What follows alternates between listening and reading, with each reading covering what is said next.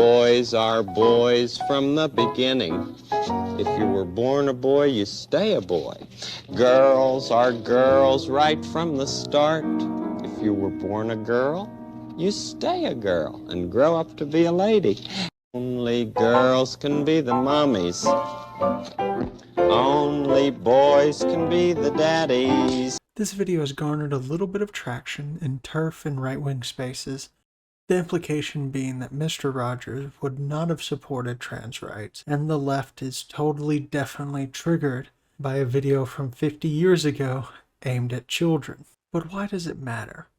Why should we care what Mr. Rogers thought about trans people? He wasn't a doctor, he wasn't a scientist, he honestly has no expertise to leverage in the conversation at all. Well, it's that this is an attempt to steal his public image. To say, how could I be so bigoted and hateful and be doing harm to children when, well, Mr. Rogers agrees with me.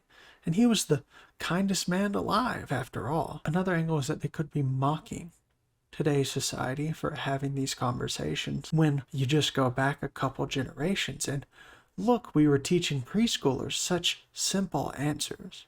Personally, I wouldn't say that I have the understanding of the discussion of a preschooler from 40 years ago, but everyone gets to make their own choices, I suppose. I see an interesting conversation here. So, would Mr. Rogers support trans rights? And what does it mean exactly if he didn't? There are two places I'd like to start. The first place is an interview where this song comes up and Rogers explains it. Everybody's fancy, everybody's fine, your body's fancy, and so is mine. Because sometimes children think that they might change. They might have to change after a while. And, you know, we laugh about that now, but it's because we had that concern when we were little. Yeah, because you're really not sure, and you thought maybe you'd become a girl, or a girl would become a boy, right? Exactly.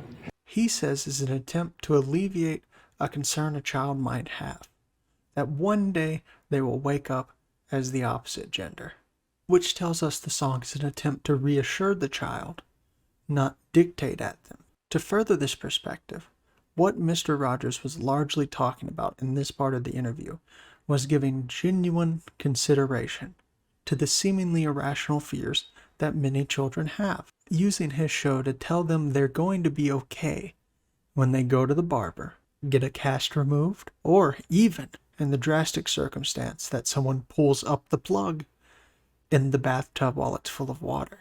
The second thing I'd like to acknowledge is that the song did change. For whatever reason, and the only explanation I've seen is that it happened to be more gender inclusive, Mr. Rogers felt he needed to change the ending, removing the word only. So it may not be the best idea to infer a lot about his beliefs from it. But if we look at the show and a little bit at Mr. Rogers outside of it, he has a history of challenging gendered norms. Lady Elaine Fairchild showed little girls that they could be astronauts 6 years before NASA even allowed women to attempt to fill the role. They bucked a long-held tradition by not having Sarah Saturday agree to obey her husband when she married King Friday. Zooming out just a little bit, the entire show itself would not be considered in gendered norms. It is not considered masculine to dedicate your life to educating and caring for children. It was actually long speculated that he was gay to explain his calm, compassionate demeanor and his interest in childhood development. Mr. Rogers was also lifelong friends with many openly gay people. Clemens, who dresses atypically and referred to his previous relationships with his students as both motherly and fatherly. You talk very poignantly in the book about your very strong drive to be a mother, and specifically a mother, that's what it feels like to you. That's what it's always felt like, a mothering instinct, and that you wanted to be a mother. Do you think of yourself as a daddy or a mother to these cosmic children? You know, there are times when it's convenient to be the mother, and there are times when it's convenient to be the daddy. I switch roles because when I'm a little strict, I'm daddy in a certain way. And when I'm loving and caring and nurturing, I consider myself feminine, and that's the mother. You can see a complex relationship with gender.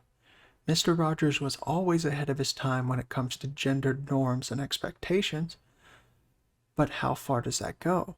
We can't say for sure. I'm sorry to say that I'm going to do the devil's work now and tarnish the image of Mr. Rogers in your mind. During Dr. Clements' time on the show, Mr. Rogers found out that he was gay. Mr. Rogers told him he had to stay in the closet, that he was no longer allowed to go to gay clubs, and later on in life, he advised Clements to marry a woman. Certain things can be seen as Mr. Rogers caving to social pressures in order to keep his show.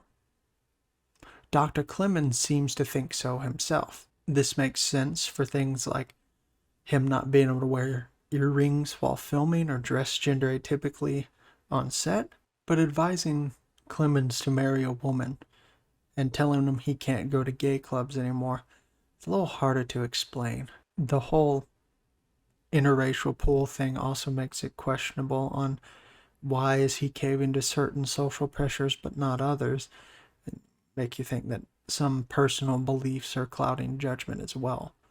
In all likelihood, at least for a time, Mr. Rogers believed that being gay was a lifestyle someone could choose to live. Whether or not he considered one lifestyle to be preferable to the other, which maybe, all things considered, doesn't really matter. The belief in itself is problematic. This is not an attempt to cancel Mr. Rogers for having antiquated beliefs about gay people in the 60s. It's just a reflection that nobody is perfect. Everyone is subject to the society they grew up in. You should not deify celebrities. You should admire their peaks and acknowledge their valleys. If you are trying to keep the spirit of Mr. Rogers alive, using him as a weapon against trans children is a bad way of doing it. Mr. Rogers said several times on his show that he believed children are much smarter than what they're given credit for, and that you should address their concerns directly, seriously, and with compassion. Telling children to suppress their feelings about gender is not addressing those feelings directly, seriously, or with compassion. We will never know Mr. Rogers' true feelings about trans people, but it doesn't matter. To act in the spirit of Mr. Rogers, paired with the understanding of trans people and their experience we have in society today, is to be supportive and compassionate.